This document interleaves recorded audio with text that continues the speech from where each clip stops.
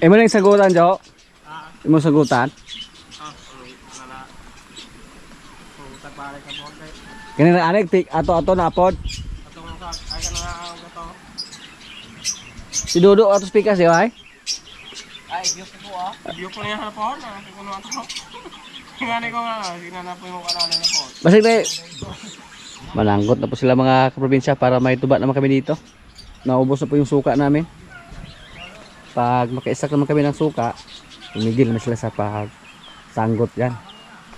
Mananggiti yung mga kasama natin dito. Marami sa ating mga kasama dito na marunong mag-abis ug lubi. Dito po tumigil sa puguan. Pagbigay ng bulok. Kasi nung una po, binutol namin yung mga dahon dito nung nagkaroon tayo ng activity dito. Parang nasalot siya ba, nasaktan. Hindi pa siya nakarecover. Yung isa dito, napapatagal po bago nagkaroon ng bulok. Wala pang bulok yan, oh. Kahit malaki yung kanyang katawan. Pero dito may mga bunga na rin. Yan, medyo taas po yung niyog natin dito. Kailangan na po ng hagdan. Yan, oh. Pero wala po tayong balak mga kaprobinsya na magpaparami ng ganitong klaseng niyog. Lugi tayo dito pag target natin para pang kupra. Pero pag malapit lang sa ating bahay, pwede silang itanim. Para pang kuan lang, pang tuba-tuba, pang buko lang pwede siya. Pero pag pang kupra, mahirap. Hindi katulad sa mga natural na niyog ba nga mga malalaking bunga. Naghintay po ng pagkain yung mga kabing natin. Naghintay ng kumpay. Nabigyan na po sila ng kupramid. Yan po. Mga lalaki po yung andyan. Sunod na linggo mga kaprobinsya, pag may time kami dito, magkatay kami ng kambing. Gusto ko sanang bibili ng kuan, baboy doon sa Sakyag para pang lechon ba. Para pang ulam lang kasi mura yung baboy doon. Pero hindi pwede. May mga alaga tayo dito. Kasi yung mga ibang lugar ngayon tinamaan ng ESF.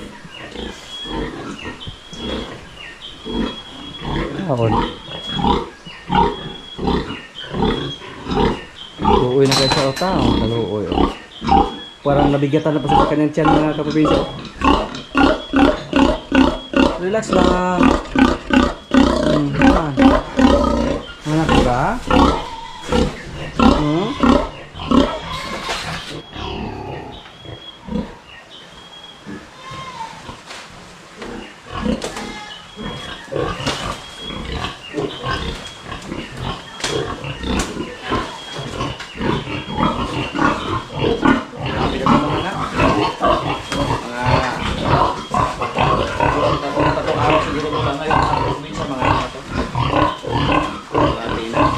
Ilang kayo yung base natin dito?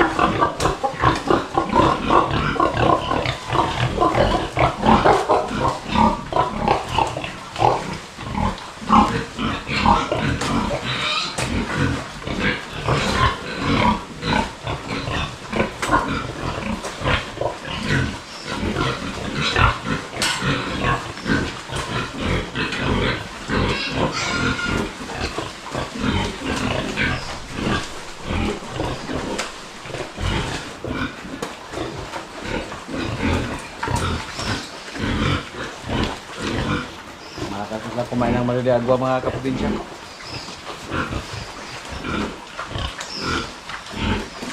Yung barako natin, makabilis po niyang lumaki.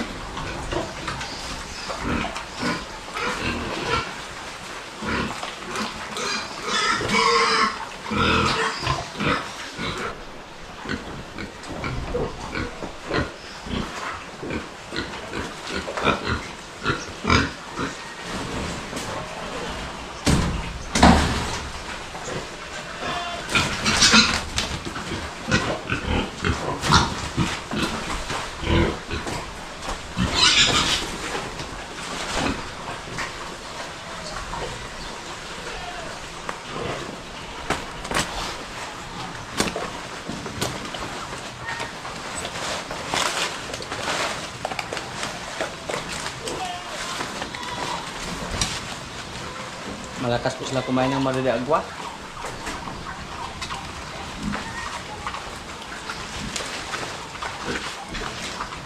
Naubos na? Ang dali naman. Good luck sa ating mga alagang baboy.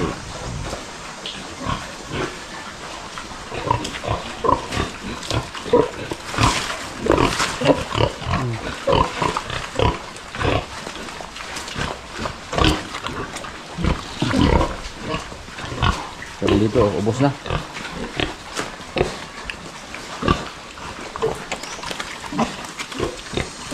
Ilan kaya yung anak sa ating mga palito, dumalaga. Yung isa natin dumalaga mga kaprobinsya. Malaki yung siya niya, oh. Dagmay pa. Hindi pa tayo umasa na malaki yung kanilang mga biik. Kasi first time pa nila ngayon. Para sila yung mga anak. Malakas po sila kumain ng first time. Tatlo po yung dumalaga natin. Tapos yung isa dito, hindi naman naglandi ulit. Buntis na gano'n eh.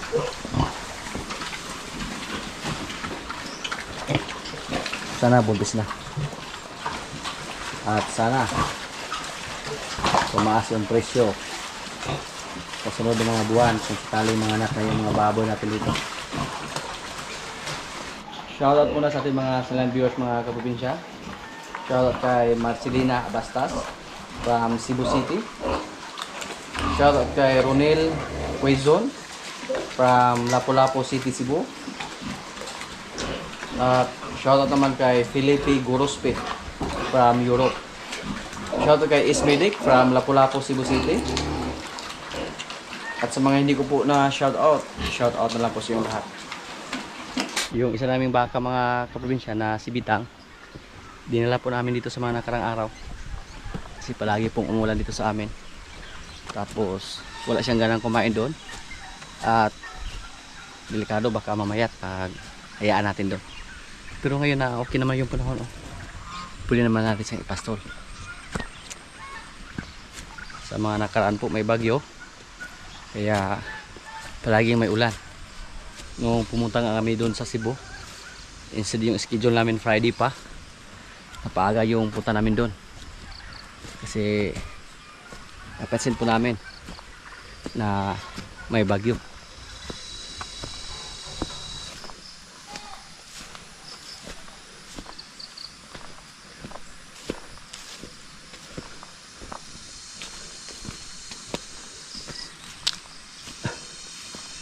Buntis na ito mga kaprobinsya.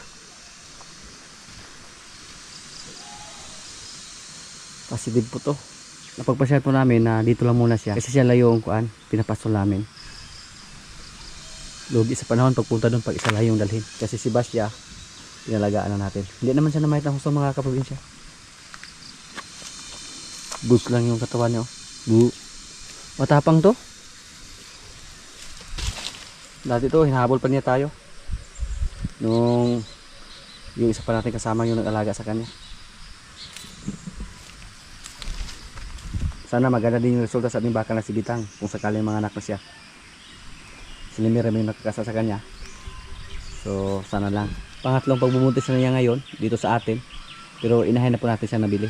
Parang 4 na pieces siya ng anak doon sa unang may-ari. Tapos dito sa atin pangatlo na yan. Pinaiasa na natin siya pero nagrehit po. Kung hindi lang siya nagrehit, magkaroon sana tayo ng resulta sa EI next year. Ngayon po, wala tayong baka na napa-EI mga kaprobinsya. Yung mga baka natin dyan, lahat puro kasta lang. Sana buntis na po yung nakasahan ni Lemer. Kasi isa na lang sa ating mga baka dito ang hindi nakasahan. Yung mga, except sa mga dumalaga natin. Yung mga bata pa natin na baka dyan.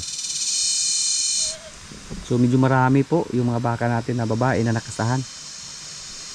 Ang hindi pa natin na-confirm na buntis ba o hindi, nasa mga kuan. 4 heads, si Quinay, si Marites, si Marimar at yung pula natin baka. So 4 heads at saka isa yung hindi pa nakasahan, yung baka na nabili natin dun sa Dawis. Malaki na si Marites, tingnan mga kaprobinsya, oh. Nigwapa na. Sana buntis na to. Mataba din siya. Pumpay lang at saka kopramil.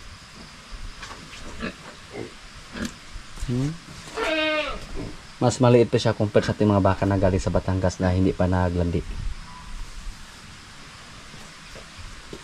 So excited po tayo na maglandi yung mga baka natin na galing sa Batangas, yung mga Indo-Brazil natin. Kasi sa ngayon, isa pa lang sa ating Indo-Brazil ang buntis. Pero mga bata pa naman yung mga Indo-Brazil natin dyan na dalawa.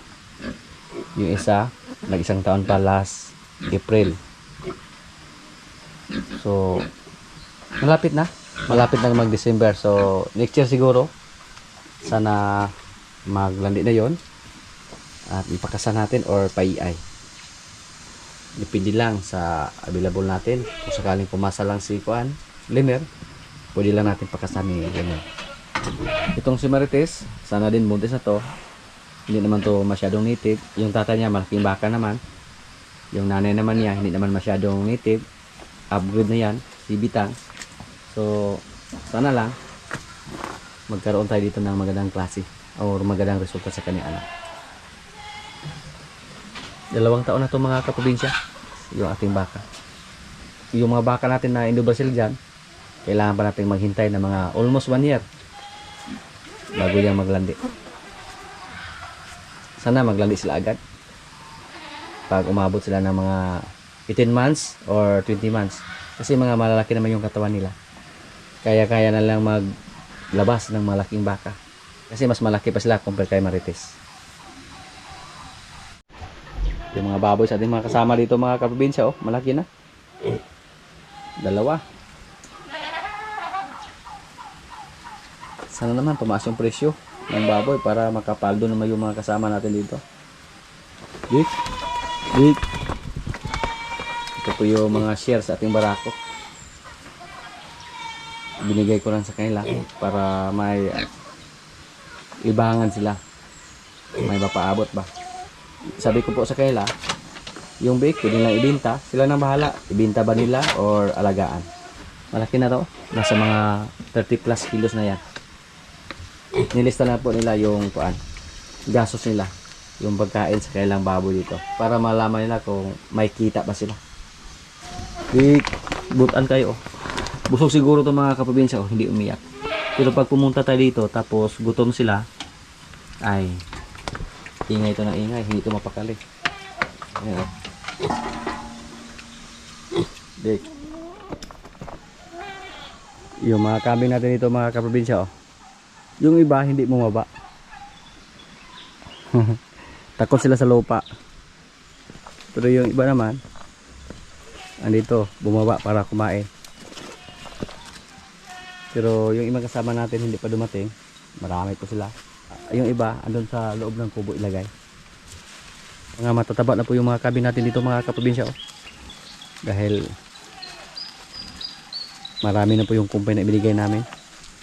Kahit anong dahon lang.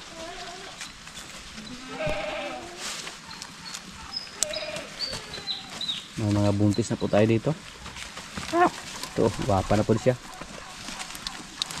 Isa sa mga future natin dito na inahin. Ito.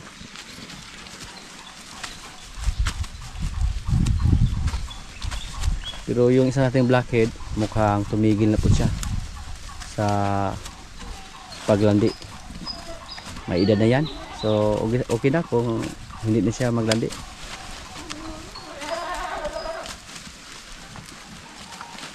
Pwede naman natin siyang idispatsa.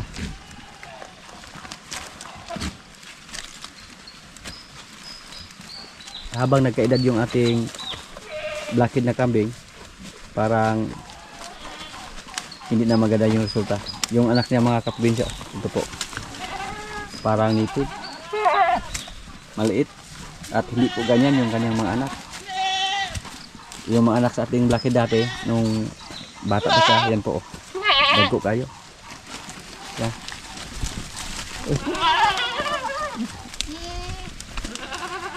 Yan. Papasin ko po dito sa lupa mga kaprobinsya, marami langgam. Kaya umalis sila, oh. Umalik sila doon. Yung mga kulay itim ba, hakot. Ilipat lang natin yan doon sa kubo, sa pakainan nila.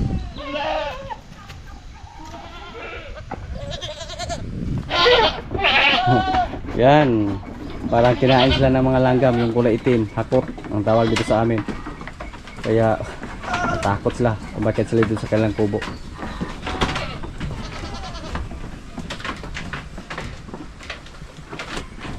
Si George. George, dyan ka lang muna ha.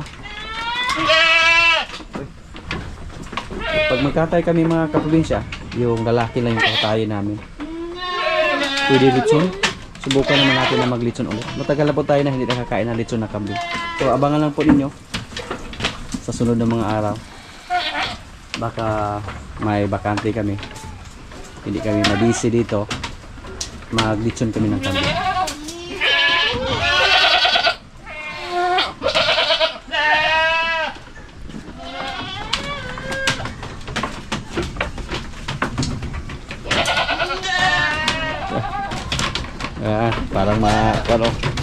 Parang bubigay yung sahig pag sila yung andyan. Mabigat yan. Siguro nasa mga 70 kilos. More or less. Ari diri dito jo kay ka nagalang hakot diha.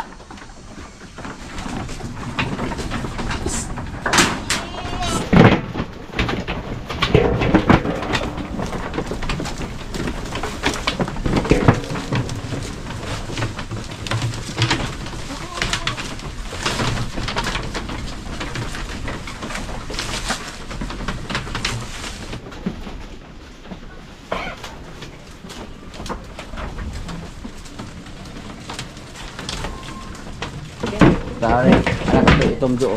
Minus kasi klase wala na Bisaya. Mutong ya, gibaligya. Baligya siya. Sulod bulsa.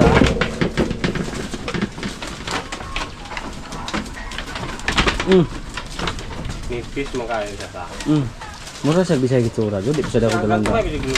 Mo ko batay ato yung mga anak. Medyo kanding nga bisag dagko. Minus gyapon sa liwa.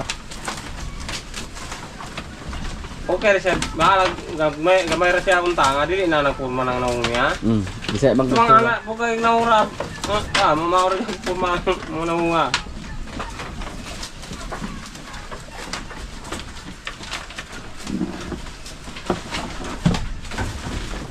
Yung isa dito, oh. Maro po siya. Siya, liputo na ako. Kaya may pagkakaon dito.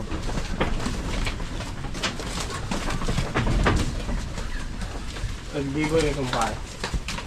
Ay, kan oras ko niya. Ano na, init na. Wala na ng hakot na init na.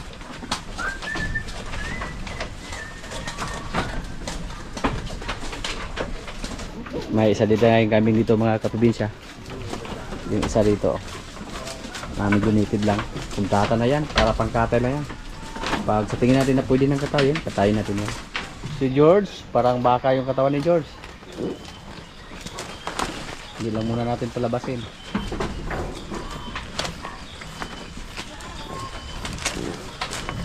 Panglabog yun eh.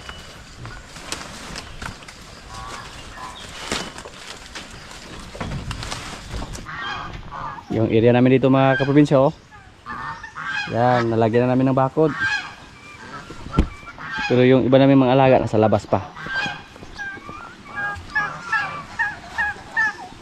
Yung pabo at saka pato yung ipasok natin dito, pati yung gansa.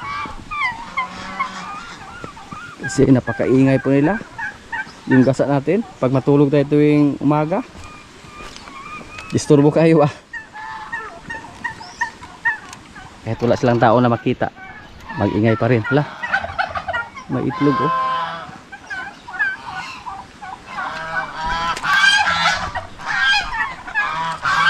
Sa mga nakaraan po na araw mga kaprobinsya, sinugod naman kami dito ng halo or bayawak doon sa kabilang kubo.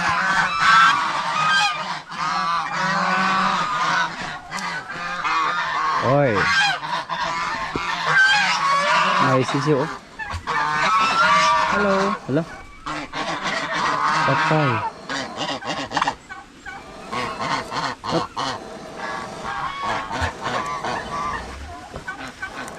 May dalawang sisiyo.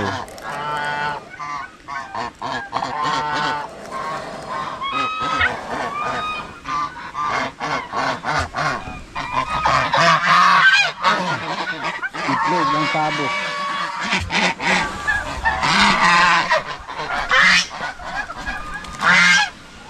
Yan po, may division na. So, pag may simila kami sa mga napyat, pwede namin taniman dyan sa kabila. Kasi hindi na makapunta dyan yung mga mga pabo natin. Puro napyat po yung nasa isip namin ngayon mga kaprobinsya. Pag may mga bakante kami dito na maliit, kailangan po namin na taniman ng napyat para hindi kami ma-short sa mga pagkain sa ating mga alaga. Tanim lang tayo ng tanim. Tapos, sa mga nakaraan po na araw mga kaprobinsya, nakabinta po tayo ng gansa. 2 heads yung naibinta natin. Dati po, may nagtanong kung magkano yung pares ating gansa dito. Nasa kuwan lang mga kaprobinsya, nasa 1,200 per pares lang yung binta namin. Kahit nabawasan ng dalawa yung ating gansa dito, okay lang naman.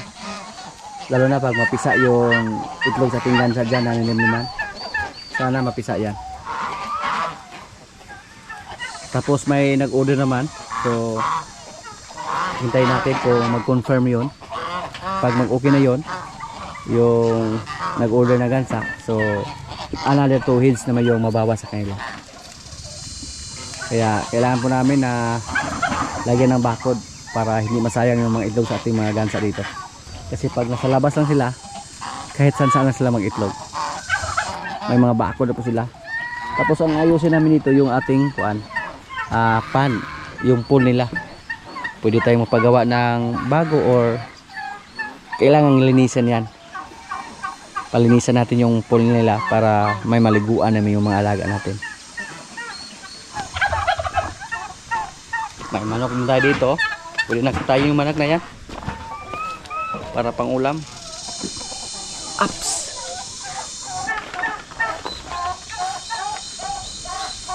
Nalimlig yung gansa. Uy, kumalaw na yung sisyo ng pabo mga kaprobinsya. So, dandahan lang yung trabaho namin dito. Kahit dandahan lang, may improvements naman. Pinagtulungan nila yung mga damo na nilagay namin dyan. Oh, yung mga dahon sa ating gansa. Yan po ang update natin sa ating mga alaga dito mga kaprobinsya. Bali 4 na po yung mabawas kung sakaling matuloy yung nag-order sa ating gansa, yung nag-inquire. So okay lang kahit mabawasan sila. May mga itlog naman tayo ng gansa dyan. Kung mapisa yan, yun na po ang kapalit dito. Ilipat na po yung mga pabo namin doon sa kabila mga kaprobinsya. Pinutulan lang ng pakpak para manok lang yung matira dito. Ito yun. Ay, wala eh.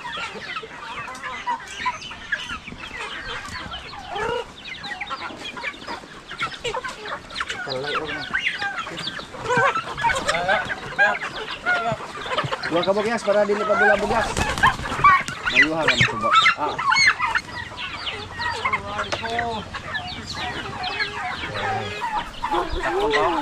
Takon to butas. Oh, kada kada ko sa to, nakapamatay maihaw dia. Nanti na tasagoan, manok. Sunod na sunod. Gulay at saka manok. Asan ang mga pato niya po?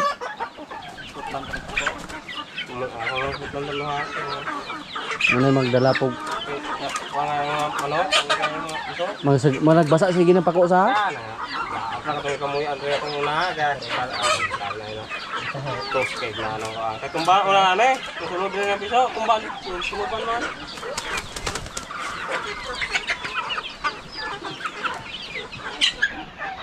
Tapos may mga sisukoy ng pabo mga kaprobinsya. Yun naman ang pagkawalan namin. Ito yung piso niya dito daw.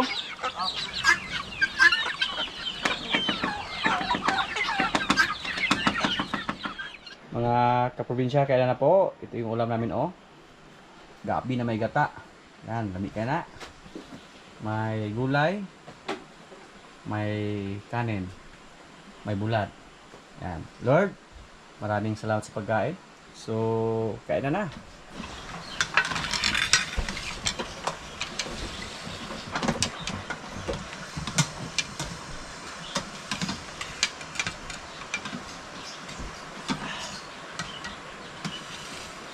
Ano pala isda guys? Ay, pwede rin matagsan. Yeah.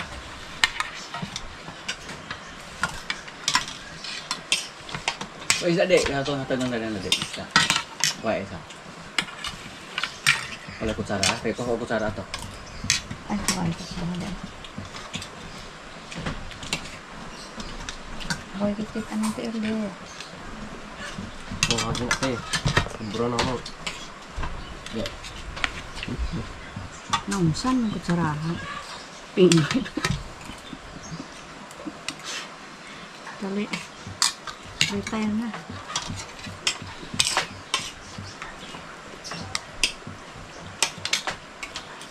Medyo Dali kaso. ugot na guys na sina. Ay, di ako. Alright. Hindi na ako. Ito para. May emergency lakad yung mga kasama namin. Iyan mo siguro. Yung si Dodo lang ay wala. Ayan. Wala. Si Koy sa una, si Kuan, Butchok. Kasi, nanday na. Wala ko. Yaharap do yata kaning iring. Apel na sila namin. Suro mo kita siya ito yung Hadlok ko sa kayong. allergic na kasi kita yung Hadlok ko sa kayong tubig. Di kami na off. Ano to? Slide lang Sana siya. tong yaha. kata kay tagtad mo lang niya pundor mo siya. Niya kanang slide ni mang kibal ano yung slide ang kapiral. Kaya spread ay. Sanggot Slide mo ko, ganggon to ka. Ganyan sige nung to. Mga kaning apong mga ito kabal ipo ko. Ayan pagsunod na ako hapit po siya. Yan, is bago na doon ako ito. Nya. Yo, ko tunjuk di jalan doon. Dako kayo. Dako sa Talaga ko. Dahil dako ano. Nas kuminting. Sa tolo, ipatikitan din ako dire ka. Ito pulba tuloy ito. Ano sa babon doon sa baba ba? Kana kung sulti siya yaw-yaw yung baba. Oh, padung stingog niya ako. Turok. Oh, yung pasi imang kangat. Iwan ko siya. Mas pa rin ayo.